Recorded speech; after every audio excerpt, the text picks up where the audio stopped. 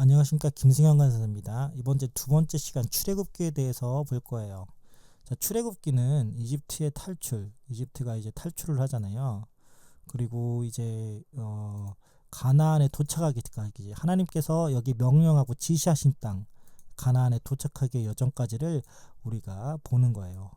자, 모세오경의 두 번째 권이 바로 출애굽기입니다. 자, 출애굽 여기서부터 여기까지가 현재 어디 땅이에요? 지금 제가 여기 좀 표시하고 있죠. 표시가 있는 땅이 바로 이집트 땅입니다.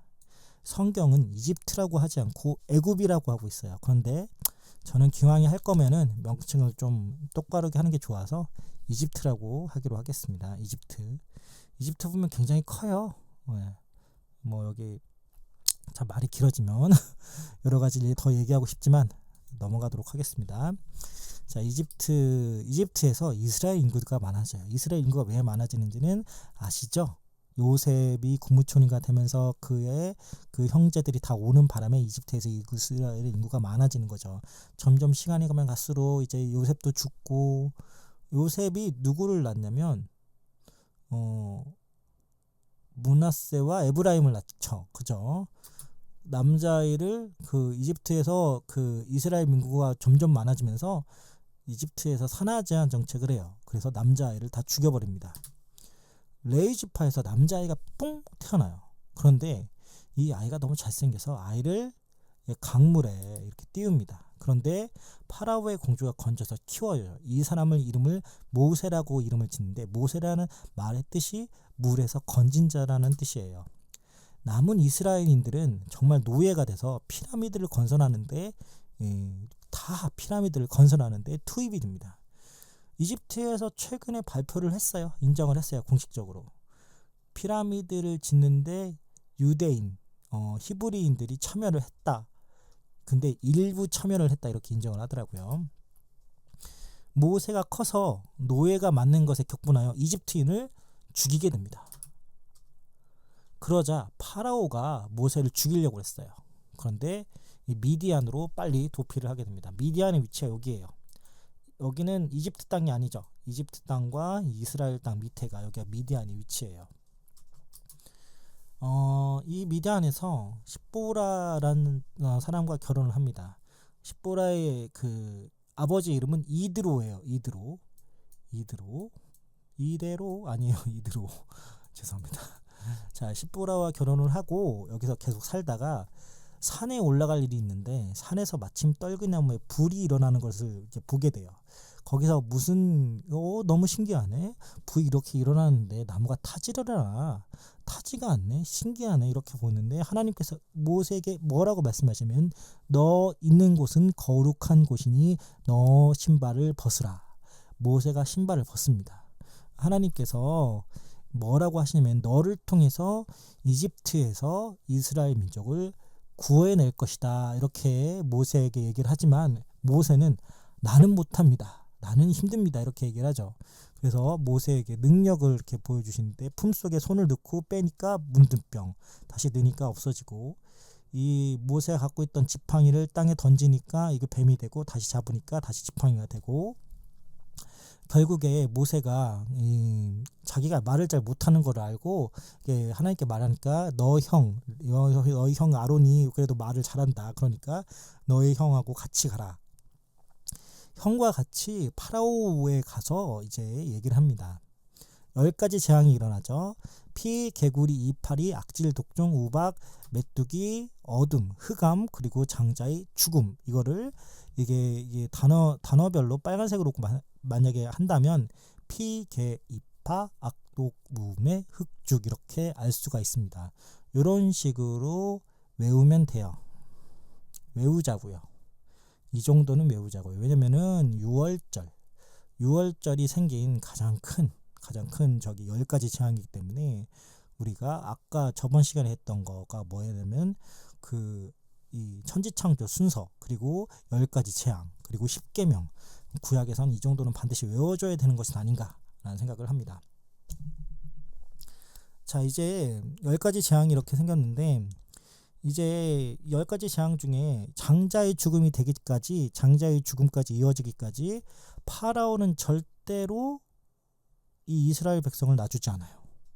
결국 자기의 첫째 아들이 죽는 다음에야 이스라엘 백성을 내어주게 됩니다. 그래서 이스라엘 백성들은 장자의 죽음을 어떻게 피했냐면 문 앞에다가 양의 피를 발라 장자의 죽음을 피했어요. 결국 이들이 이스라엘에서 탈출하게 됩니다. 이날을 유월절이라고 그래요. 유월절. 무교절은 뭐냐면 이날을 무교절이라고 하는데, 무교절은 그 이스트를 넣지 않는 빵을 먹었다. 이날 먹어라. 먹으면서 빨리 이 이집트에서 벗어나라. 하나님께서 명령하셔서 이날을 무교절이라고도 합니다. 예수님을 우리가 유월절 어린 양의 피 이렇게 얘기하는 가장 큰 이유는 예수님께서 유월절 날 돌아가셨기 때문이에요. 그래서 예수님을 유월절 어린 양의 피, 우리가 뭘로 구원을 받냐면 이 피로 구원을 받잖아요. 양의 피로 구원을 받잖아요. 이때 예수님께서 유월절 어린 양의 피처럼 예수님께서 피를 흘리시기 때문에 우리가 예수를 믿으면 구원을 받는다.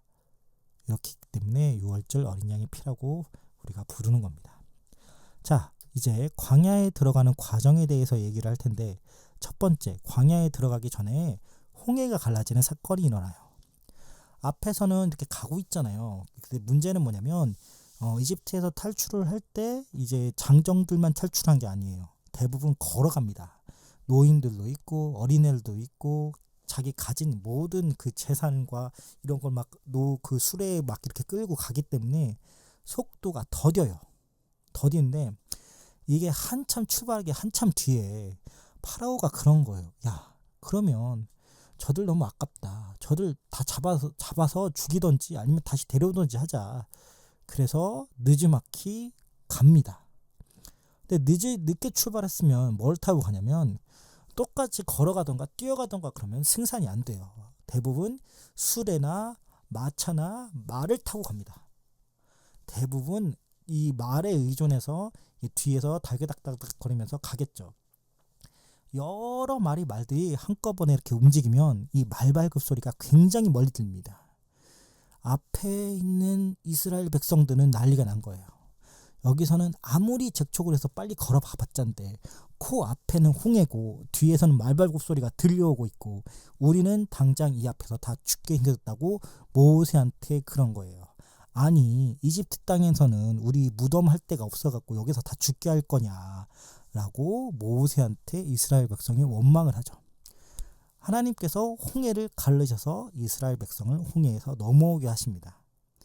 걸어서 넘어왔잖아요. 그런데 나중에 도착한 이집트의 군사들은 몰살을 당해요. 다 뻘이기 때문에 말로 간 모든 그 말이 그 밑에 있는 뻘밭에 발을 딛는 순간 한도 끝도 없이 발이 빠집니다. 네, 그렇기 때문에 이집트 군사 그리고 이때 이 당시에 유명한 장군들이 다 이때 몰살을 당하죠. 이집트에 기마병이 없기 때문에 기마병이 굉장히 많이 이 당시에 당하기 때문에 이집트의 군사력이 굉장히 많이 떨어지게 됩니다. 자칫하면 이스라엘이 이 당시에 굉장히 세계를 주름잡고 있었을 때인데 잘못하면 큰일 날 뻔했어요. 하나님께서 이제 광야에서 구름 기둥과 불 기둥으로 인도를 하시고 만나와 메추라기를 양식으로 주세요. 주말엔 2배를 주십니다. 그리고 광야 이렇게 쭉 가는데 아말렉이라는 족속이 있어요. 아말렉이라는 족속이 있는데 여기를 지나가야 돼요. 지나가야 되는데 맨 처음에는 좋게 얘기를 하죠. 우리가 여기를 지나갈 거야. 그냥 아무것도 없이 지나가기만 할게요. 그런데 지나가게 했는데 허락을 해주시겠습니까? 아니, 너희들 못 지나가. 그런데 여기를 꼭 지나가야만 해요. 구름기둥과 불기둥 여기를 지나가라고 하니까 여기를 지나가야 돼요. 구름기둥과 불기둥 따라가야 되잖아요, 사람은. 근데 하나님께서 일로 가라고 그러는데 우리가 딴 데로 갈 수 없잖아요. 그래서 어쩔 수 없이 아말렉과 전쟁을 하게 됩니다. 모세가 손을 들면 이스라엘이 이기고 모세가 손이 내려오면 이스라엘이 지죠. 그래서 형이 옆에서 받쳐줍니다. 아론이 옆에서 받쳐줘. 이것을 보고 여호와 니시라고 합니다. 자, 이드로가 아까 얘기했죠. 십보라의 장인, 십보라의 아버지. 이드로 장인이 조언을 하는 거예요. 혼자 아침부터 저녁까지 재판을 하느라 허덕이니까 10부장, 50부장, 100부장, 1000부장인데 공이 하나 빠졌네요. 1000부장을 세워서 관리하라고 이렇게 얘기를 해줘서 이 부장들을 세워서 관리하면서 이제 모세가 갖고 있던 너무 일에 허덕였던 것을 좀 나눠주게 됩니다. 자, 정말 중요한 사실이에요. 모세가 시내산에서 십계명을 받아왔어요. 이 다우 망한부 살간 도고타는 무슨 말이냐면 다른 신을 내 앞에 두지 마라. 2. 우상을 만들거나 섬기지 마라. 3. 하나님의 이름을 망령되이 헛되다고 말하지 마라. 4. 안식일을 거룩히 지켜라. 5. 부모를 공경하라. 6. 살인하지 말라. 7. 간음하지 말라. 8. 도둑질하지 말라. 9. 거짓 증거하지 마라. 여러분이 이제 다른 거는 다 이렇게 되는데 여러분이 망령되다는 건 헛되다는 뜻이에요. 거짓 증거는 무슨 얘기냐면 이 당시에 하나님께서 거짓 증거는 거짓말하고 좀 틀려요. 거짓 증거는 어떤 누군가 이런 사건이 발생했을 때 누군가 도둑질이나 누군가 강도를 만났다던가 이런 경우로 이런 이 범죄가 발생했을 때 주위에 이제 목격자 두세 사람이 그걸 증언을 해줘요. 그러면 그 범인을 이렇게 확립을 할 수가 있어요. 저 사람이다. 저 사람이 이 두세 사람이 그 사람이라고 찍으면 그 사람이 범인이 되는 거예요. 그런데 이걸 거짓으로 하지 말란 얘기예요. 거짓으로. 거짓 증거 하지 말라. 오죽하면 이런 게 많았기 때문에 십계명이 둔 거예요. 하나님께서 이렇게 하라고 했거든요. 두세 사람이 목격자가 있으면 그 사람이 범인이다 이렇게 했는데 그런 거짓 증거를 하지 말라라고 하나님께서 말씀하신 거예요. 10번 탐심하지 마라. 내 이웃의 집이나 내 이웃의 아내를 탐하지 말라. 이렇게 하나님께서 말씀하신 거예요. 자, 하나님을 미워하면 3대와 4대까지 벌할 것이고 하나님을 사랑하며 계명을 지키는 자에게는 추천 때까지 인애를 베풀 거다 이렇게 얘기를 했어요. 그런데 이걸 또 이렇게 질문하는 친구가 있어요. 아니 아버지가 하나님을 미워해서 갖고 나까지 저주가 왔어요. 그런데 저는 하나님을 사랑하거든요. 그럼 저도 벌을 하실 건가요? 그게 아니죠. 거기부터 다시 하나님을 사랑하기 때문에 거기서부터 다시 1000대 동안 인애를 베푸시는 거죠. 그렇게 되는 거죠. 그렇게 되는 겁니다. 자, 그러면 이거 말고도 생활 속 법령이 따로 있어요. 네가 네 종이 온 지 7년이 되면 종을 풀어줘라. 그리고 사형할 사람은 누구냐면 살인자, 부모를 치거나 저주하는 자, 납치하는 자, 인신매매, 무당, 성적으로 타락한 자는 사형에 처한다. 성적으로 타락하는 건 동성애라든지 이런 경우 그런 경우는 이제 사형을 했다 이런 얘기예요. 구약 시대 때. 자, 손해배상, 싸우다 돌로 치는 경우 둘이 똑같이 주먹으로 싸우면 상관이 없지만 둘이 갑자기 어떤 친구가 돌을 딱 들어서 치는 경우에는 손해로 배상을 해줘라. 그리고 도둑질을 해쳤으면 도둑질 한 거에 2배를 손해를 배상을 해줘라. 그리고 내가 우연히 판 구덩이에 내가 구덩이에 뭘 묻으려고 했던가 아니면 덫을 놓으려고 구덩이를 팠는데 거기에 남의 짐승이 와서 죽는 경우도 그 짐승의 값을 물어줘라. 그리고 형벌, 자신의 종을 쳐서 죽인 경우는 형벌을 받았어요. 그리고 벌금, 낙태케 하는 자. 이 당시에는 산부인과가 거의 없죠. 그렇기 때문에 낙태하게 하는 자는 벌금을 냈어야 됐어요. 이제 낙태하는 자를 조심하라 이거예요. 이게 임신한 여자들을 너희가 만날 때는 조심해서 만나라 이거예요. 하다못해 갑자기 놀래켜서 낙태하는 경우도 있다고 하자면 어머 애 떨어질 뻔해서 이런 말도 하잖아요. 이런 경우에도 벌금을 내야 했으니까 이 당시엔 산부인과가 없기 때문에 정말 예민한 문제였단 말이에요. 그래서 벌금을 부과하는 이유도 조심해라 이거예요. 임신한 여자들 조심해라. 조심해서 만나라. 이런 얘기예요. 조심해서 만나고 좀 조심해서 얘기하고 그들에게 스트레스 주지 말고 이렇게 하라 이거예요. 하나님께서 이렇게 하라. 그런 것까지 세세한 부분까지 다 신경을 쓰시는 거죠. 생명에는 생명으로 감고 눈엔 눈으로 감고 이에는 이로 갚아라. 종의 눈이나 이빨을 상하게 하시기 그러면 자유롭게 풀어줘라. 동물이 사람을 상하게 할 때는 죽여라. 그 동물을 죽여라요. 고아와 과부를 괴롭게 하지 말고 하나님을 욕하지 마라. 만약 네가 처녀를 동침한 경우 자기 아내로 삼아라 이거예요.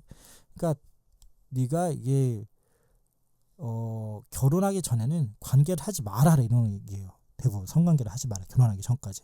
하지만 뭐 어떻게 해서 결혼을 둘이 관계를 했다면 그 여자를 책임져라 이런 얘기입니다. 시내산에서 언약을 했어요. 시내산에서 아론과 나답과 아비후와 장로 70명의 화목제를 드립니다. 누가? 모세가 거기서 화목제를 드려요. 모세가 하나님의 발 아래에서 거기서 이제 먹고 마시고 할 때 화목제를 드릴 때 하나님의 발 아래가 샤파이어처럼 투명하고 맑았다라고 성경에 써 있습니다. 그리고 40일 동안 먹고 마시는데 거기서 7일째가 될 때 하나님께서 모세를 부르셨어요. 하나님께서 모세를 불렀을 때 본인의 모습을 보시는데 본인의 모습을 타오르는 형상과 같다라고 기록을 하고 있습니다. 자, 모세가 시내산에서 십계명을 받아올 때 백성들은 아론을 부추겨서 금송아지를 만들었다 그랬어요. 인간이 40일 동안 먹을 것이 없이 살 수도 없고, 그런데 혹시 메추라기가 만나가 시내산에 떨어졌다면 또 이것도 말이 안 되죠. 제가 썼지만 또 메추라기가 만나가 시내산에 떨어졌다면 또 그걸 또 먹고 살 수 있으니까 모세가. 그런데 뭐를 안 갖고 갔어요? 물을 안 갖고 갔어요. 물을. 시내산에 물이 나올 수 없다면 이것도 힘든 거거든요. 그래서 사람들이 모세가 아마 죽었을지도 모른다. 하나님께서 모세를 죽였던, 아니면 모세가 뭐 했던, 40일 동안 안 내려오면 모세가 죽었을지도 모른다. 이런 생각을 사람들이 갖고 있던 것 같아요. 그럼 모세가 죽었다면 백성의 리더는 누가 되면 모세의 형 아론이 돼야 되죠. 결국 이 사람들이 아론을 부추겨서 금송아지를 만들고 금송아지를 우리의 하나님이라고 부르게 됩니다. 그런데 금송아지에 가담한 자는 다 죽었어요. 이 당시에 다 죽임을 당했어요. 모세가 죽이라고 했어요. 저 사람들. 왜냐면 금송아지를 해갖고 이게 모세가 내려와서 금송아지를 십계명 두도팔로 깨버리거든요. 그러면서 얘기해요. 너희들 그래도 저걸 섬길 거냐고. 저 금송아지를 섬길 거냐고. 그런데 그래도 모세 편에 서지 않고 금송아지를 끝까지 섬긴다고 한 사람들이 있었어요. 그런 사람은 다 죽었어요. 그런데 레위 족속들은 처음부터 금송아지를 만드는데 가담하지도 않고 아무것도 하지 않았어요. 그들에게 포함되지도 않고 아무것도 하지 않고 아예 반대를 하죠. 결국에 레위 족속들은 하나님 섬기는 데만 유업을 받게 됩니다. 그래서 따로 일을 하지 않고 하나님과 관련된 일만 하는 것이 바로 레위 족속들이에요. 모세가 어디 족속이라고요? 레위 족속이었잖아요. 그죠? 자, 성막은 넘어갔네. 성막은 이것과 같습니다. 자, 시내산, 가장 최근에 조사한 시내산 사진을 보면 이 정상이 검게 탄 것을 우리가 볼 수 있죠. 하나님께서 불타오르는 형상으로 이렇게 임하셨다고 그러니까 정상이 검게 탄 것을 볼 수 있고요. 이쪽은 호렙산입니다. 그리고 호렙산과 시내산을 같이 보는 것도 뭐 어쩔 수 없는 것 같아요. 같이 이렇게 위치해 있으니까. 자, 구약 시대의 성막을 보면 이렇게 돼 있어요. 길이가 13.7m, 너비는 3.6m, 높이가 3.6m. 그리고 도금된 목재 골격이지만 단단한 지붕. 그리고 정면에 벽이 없다. 이런 게 특징이다. 이런 얘기예요. 자, 천과 가죽이 사중으로 성막 외부를 덮었다. 이런 얘기예요. 그런데 이 당시에 왜 이렇게 천막으로 했습니까? 왜 그러냐면 계속 이동을 해야 돼요. 계속 이동을 해서 조립식으로 만들어야 돼요. 이걸 누가 하느냐고요? 레위 족속이 하는 거예요. 언제까지 이렇게 했을까요? 언제까지 이렇게 살아야 됩니까? 언제냐면 솔로몬이 성전을 짓기 전까지 하나님은 이 성막에 계셨어요. 여기 지성소에 언약궤 보이죠? 하나님께서 여기 이렇게 계셨어요. 자, 여기 보면 여기 언약궤가 있는데 법궤 또는 언약궤라고 합니다. 왜 언약궤라고 하냐면 하나님께서 우리한테 언약을 할 때 십계명으로 언약을 하시잖아요. 이 증거판이 바로 십계명 두돌판입니다. 이 금항아리는 뭐냐면, 금항아리는 뭐가 들어있는 금항아리냐면 하나님의 주신 만나예요. 이 지팡이는 뭐냐면 아론의 쌍난 지팡이에요. 아론의 쌍난 지팡이가 왜 아론의 쌍난 지팡이라는 거 다 아시죠? 12지파가 반란을 일으키죠. 12지파가 반란을 일으켜서 하나님께서 너희 지파에만 얘기를 했냐, 얘기를 하셨냐. 아니다. 우리 지파에도 얘기를 하실 수 있다. 그래서 모세가 뭐라고 하냐면 너희들 진치고 잘 때 자기 텐트 앞에 각자 리더, 각자 지파의 리더의 지팡이를 하나씩 앞에 박아라. 하나님께서 내일 아침에 자고 일어나고 내일 아침에 선택하실 그 지팡이에 싹이 나게 할 것이다. 그런데 12지파 중에 어떤 것만 되냐면 아론의 지팡이에서만 싹이 나죠. 그래서 아론의 쌍난 지팡이라고 하는 거예요. 시간이 지나도 이 싹이 없어지지가 않거든요. 그래서 이 지팡이를 법궤, 언약궤 안에 집어넣습니다. 언약궤는 이렇게 생겼고요. 금으로 밖을 쌌고요. 위에는 천사, 이 그룹으로 이렇게 만들었고요. 이 대제사장의 예복은 이렇게 생겼고요. 자세한 건 여러분 보고 이 가슴에 보면은 12가지 보석이 있어요. 12가지 보석은 이스라엘의 12지파를 의미하는 겁니다. 자, 넘어가고요. 자, 이거 얘기했고요. 그런데 아까 분명히 십계명 두 돌판을 금송아지에 던졌다고 그랬잖아요. 금송아지에 던졌는데 이 금송아지에 던져서 십계명이 깨져갖고 다시 십계명을 받으러 갔어요. 다시 십계명을 받으러 갔는데 하나님께서 모세한테 나는 긍휼하다. 나는 노하기를 더디하고 인애와 진실이 많은 하나님이다. 나는 수천대까지 인애와 용서를 베푸나 벌 받는 자, 죄 있는 자는 죄 없다 하지 않을 것이다. 그들은 단죄를 받을 것이다. 이렇게 말씀을 하는 거죠. 최초의 제사장은 아론, 모세의 형이 최초의 제사장이 됩니다. 이로써 출애굽기가 끝나고 문제를 풀어보도록 할게요. 선생님, 왜 여기 문제는 19번부터 시작하나요? 제가 1번 바꿔야 되는데 깜빡했어요. 19번은 창세기가 18번이기 때문에 19번부터 시작하니까 잘 받아들이기 바라요.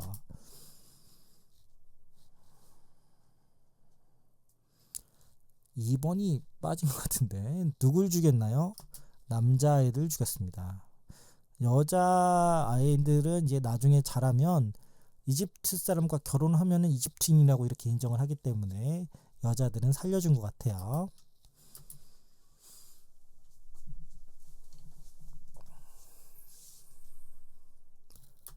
모세죠.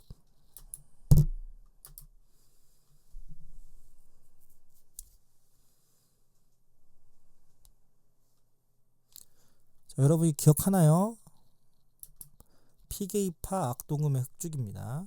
네, 이거는 외우시길 바래요.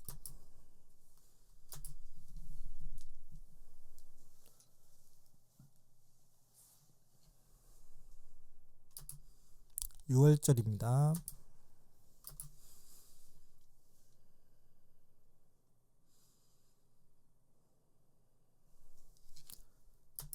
A죠.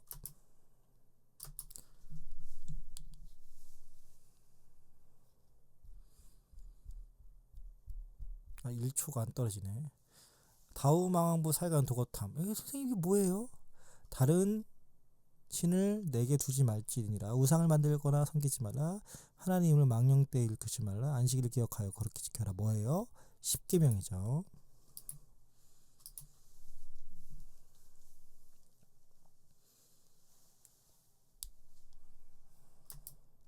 금송아지입니다. 너무 빠르게 가면 중간에 멈춰도 돼요.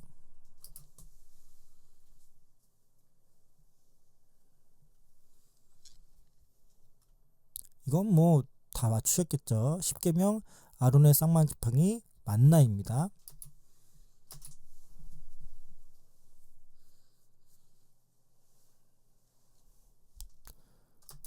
D죠. 자, 이제 끝났습니다. 우리가 지금 시기가 많이 어려워서 이렇게 온라인으로 이렇게 여러분께 이게 출애굽기까지 얘기를 했지만 여러분 이게 힘든 이런 시간에서도 하나님을 믿는 믿음을 잃지 않으시고 성경 말씀에 의지하여 사시길 바라요. 하나님께서 여러분을 위로하시고 여러분의 복 주시는 하나님이십니다. 반드시 여러분께서 아시고 우리 학생들 배우는 학생들도 마찬가지로 여러 가지 공부하기가 다 힘들다 이런 얘기를 많이 들어요. 그래도 끝까지 믿음 잃지 않고 여러분 끝까지 포기하지 않고 우리가 자기의 본분을 충실히 이행하는 우리 친구들과 선생님과 이걸 듣는 모든 사람이 되었으면 좋겠습니다. 감사합니다.